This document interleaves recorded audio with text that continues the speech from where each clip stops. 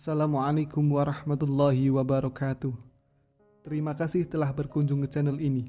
Semoga Allah Subhanahu wa Ta'ala memberikan keberkahan kepada kita semua. Video kali ini kita akan menyampaikan mengenai kelahiran, nasab, silsilah, masa dijadikan nabi, misi dakwah, dan wafat Nabi Muhammad SAW. Insya Allah setelah menonton video ini, kita semua akan diberikan faham oleh Allah Subhanahu wa Ta'ala mengenai topik garis besar tersebut. Langsung saja yuk kita simak video ini sampai selesai. Kelahiran, nasab, dan silsilah Nabi Muhammad SAW. Nabi Muhammad SAW lahir pada hari Senin 12 Rabiul Awal tahun Gajah di kota Makkah, salah satu daerah di Jazirah Arab, bertepatan dengan tanggal 20 April 571 Masehi. Beliau sangat tampan dan tubuhnya tegap pada masa kecilnya. Sudah tampak tanda-tanda bahwa kelak beliau akan memiliki kepribadian yang mulia dan dinamis. Nama Muhammad secara bahasa berasal dari akar kata semiotik yang dalam bahasa Arab berarti ia yang terpuji. Selain itu, di dalam salah satu ayat Al-Quran, Quran Surat As-Saff ayat 6, Muhammad juga dipanggil dengan nama Ahmad, yang dalam bahasa Arab juga berarti terpuji. Sebelum diangkat menjadi nabi, Muhammad mendapatkan dua julukan dari suku Quraisy, suku terbesar di Makkah, yang juga suku dari Muhammad, yaitu Al-Amin, yang artinya orang yang dapat dipercaya, dan As-Shadiq, orang yang benar.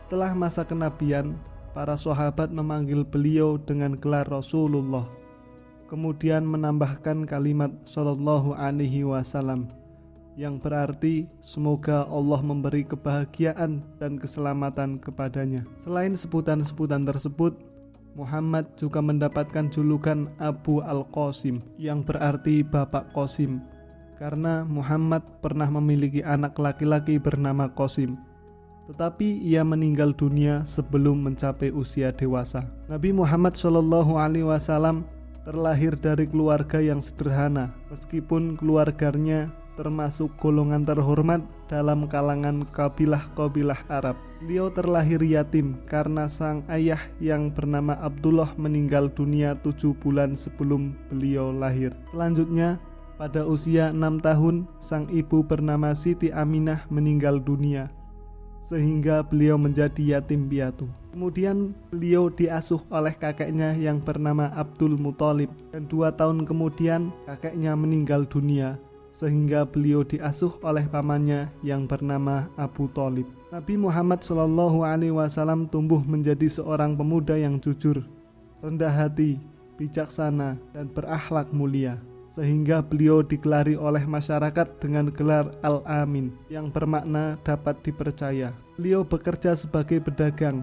Pada usia 35 tahun, beliau menikah dengan seorang saudagar janda berusia 40 tahun yang bernama Siti Khadijah. Mengenai nasab dan silsilah Nabi Muhammad SAW, menurut sebuah sumber, beliau memiliki nasab atau garis keturunan yang sangat mulia. Beliau juga keturunan para nabi, yaitu dari garis Nabi Ismail dan Ibrahim. Silsilah keturunan atau nasab beliau, baik dari pihak ayah maupun ibu, sebagaimana yang ada sandaran atau isnadnya sampai Adnan, dan Adnan adalah dari keturunan Nabi Ismail dan Ibrahim. Hanya saja dari Ismail sampai Adnan, keturunan yang rinci satu persatu tidak tercatat dengan jelas dalam kitab-kitab tarikh ataupun hadis. Walaupun begitu, ada juga riwayat yang menerangkan bahwa Nabi Ismail itu kakek yang ke-30 bagi Nabi Muhammad SAW.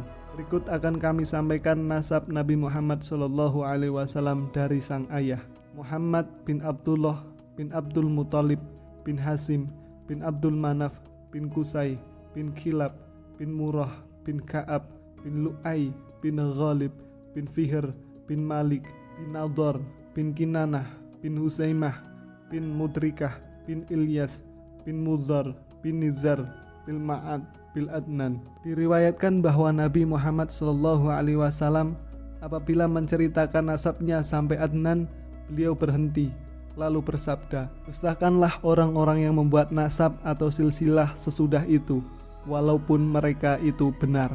Berikut nasab dari ibu: Muhammad bin Aminah binti Wahbin bin Abdul Manaf bin Zuhrah bin Kilab bin Murrah bin Ka'ab bin Lu'ay bin Ghalib bin Fihr bin Malik bin Nazar bin Kinanah bin Huzaimah bin Mudrikah bin Ilyas bin Mudhar bin Nizar bin Ma'ad bin Adnan. Jelaslah bahwa silsilah dan nasab Nabi Muhammad SAW dari pihak ayah dan ibu bertemu pada kakek yang kelima dari pihak ayah, yaitu Kilab bin Murrah. Sebab Kilab mempunyai 2 orang anak laki-laki, masing-masing bernama Qusayyi dan Zuhrah. Qusayyi itulah yang menurunkan Abdullah dan Zuhrah itulah yang menurunkan Aminah.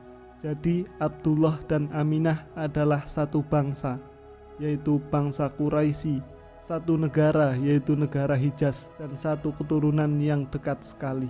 Menjelang Nabi Muhammad SAW diangkat menjadi seorang nabi oleh Allah Subhanahu wa taala, Allah Subhanahu wa taala mengangkat Nabi Muhammad SAW menjadi seorang nabi dan rasul pada usia 40 tahun. Malaikat Jibril mendatangi beliau ketika menyepi di Gua Hira, sebuah gua sekitar 6 km sebelah timur kota Makkah, yang kemudian dikenali dengan Jaban Nur. Dengan membaca surat Al-Alaq, jadilah Al-Quran sebagai kitab yang paling sempurna, sebagai pegangan bagi seluruh umat manusia, menggantikan kitab-kitab sebelumnya. Muhammad pertama kali diangkat menjadi rasul pada malam hari tanggal 17 Ramadan, yang bertepatan dengan tanggal 16 Agustus 611 Masehi. Diriwayatkan Malaikat Jibril datang dan membacakan surat pertama dari Al-Quran yang disampaikan kepada Muhammad, yaitu surat Al-Alaq.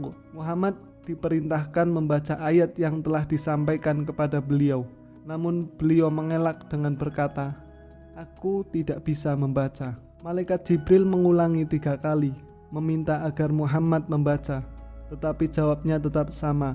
Muhammad berusia 40 tahun, 6 bulan, 8 hari ketika ayat pertama turun sekaligus pengangkatannya sebagai rasul. Ini menurut perhitungan tahun Komariah atau 39 tahun 3 bulan 8 hari menurut perhitungan tahun Syamsiah atau tahun Masehi. Setelah kejadian di Gua Hira tersebut, Muhammad kembali ke rumah. Diriwayatkan bahwa beliau merasakan suhu tubuh panas dan dingin secara bergantian akibat peristiwa yang baru saja dia alami.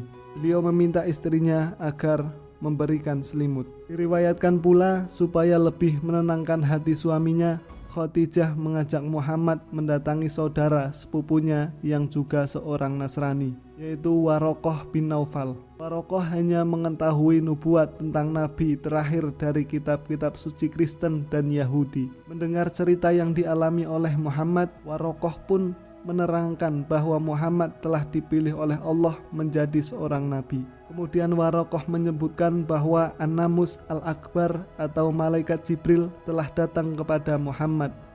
Kaumnya Muhammad akan mengatakan bahwa Muhammad adalah seorang penipu. Mereka akan memusuhi dan melawannya. Muhammad menerima ayat-ayat Al-Quran secara berangsur-angsur dalam jangka waktu 23 tahun. Ayat-ayat tersebut diturunkan berdasarkan kejadian faktual yang sedang terjadi, sehingga hampir setiap ayat Al-Quran turun disertai asbabun nuzulnya atau sebab kejadian ayat tersebut turun. Ayat-ayat Al-Quran yang turun sejauh itu dikumpulkan sebagai kompilasi bernama Al-Mushaf, yang juga dinamakan Al-Quran atau bacaan. Sebagian ayat-ayat Al-Quran mempunyai tafsir dan pengertian yang izhar atau jelas, terutama ayat-ayat mengenai hukum Islam, hukum perdagangan, hukum pernikahan, dan landasan peraturan yang ditetapkan oleh Islam dalam aspek lain. Sedangkan sebagian ayat lain yang diturunkan oleh Muhammad, bersifat samar pengertiannya. Dalam artian perlu ada interpretasi dan pengkajian yang lebih mendalam untuk memastikan makna yang terkandung di dalamnya. Dalam hal ini, kebanyakan Muhammad memberi contoh langsung penerapan ayat-ayat tersebut dalam interaksi sosial dan religiusnya, sehingga para pengikutnya mengikutinya sebagai contoh dan standar dalam berperilaku dan bertata krama dalam kehidupan bermasyarakat. Misi dakwah Nabi Muhammad SAW. Sebagaimana nabi lainnya, Nabi Muhammad SAW memiliki 4 sifat utama, yaitu Siddiq, Tabligh, Amanah, dan Fatonah. Keempat sifat utama tersebut merupakan sifat seorang Nabi Allah yang paling utama dan berperan penting dalam menjalankan misi dan tugas sebagai Nabi dan Rasul. Lantas apa saja tugas dan misi Nabi Muhammad SAW sebagai Nabi dan Rasul? Yang pertama, membawa ajaran Islam. Yang kedua, menyampaikan ajaran dari Allah Subhanahu wa Ta'ala kepada umat manusia. Yang ketiga, memberi kabar gembira dan peringatan kepada manusia. Yang keempat, menyempurnakan akhlak manusia. Itulah tugas dan misi Nabi Muhammad SAW sebagai Nabi dan Rasul. Masyarakat Quraisy tidak senang menerima kehadiran Islam yang dibawa oleh beliau. Mereka menyakiti pribadi, keluarga, dan para sahabat beliau. Namun, beliau dan para sahabat tidak putus asa dan terus berusaha mendakwahkan Islam secara sembunyi-sembunyi, kemudian terang-terangan. Nabi Muhammad SAW berdakwah di Makkah kurang lebih 3 tahun sebelum akhirnya hijrah ke Madinah. Masa terakhir atau wafatnya Nabi Muhammad SAW. Nabi Muhammad SAW wafat menjelang tengah hari pada hari Senin tanggal 12 Rabiul Awal tahun 11 Hijriah, bertepatan dengan tanggal 8 Juni 632 Masehi di kota Madinah. Ketika wafat, beliau tidak meninggalkan uang 1 dirham pun, tidak seorang budak ataupun hamba sahaya. Beliau hanya meninggalkan seekor bagol, sebuah tombak, dan sebidang tanah di Fadak. Lokasinya tidak jauh dari kota Madinah. Beliau wafat dalam keadaan baju besi atau baju zirah miliknya masih dalam keadaan tergadai di tangan seorang Yahudi untuk mendapatkan beberapa gantungan gandum. Padahal jika beliau mau, tidak ada kesulitan apapun untuk hidup senang dan mewah.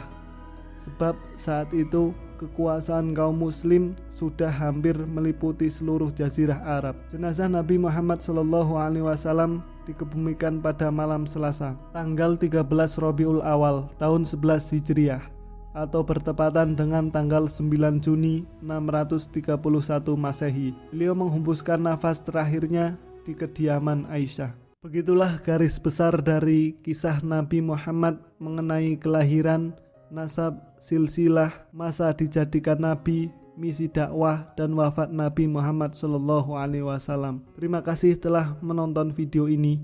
Semoga menambah kecintaan kita kepada Nabi Muhammad SAW. Terus dukung channel ini, semoga berkah dan manfaat. Terima kasih.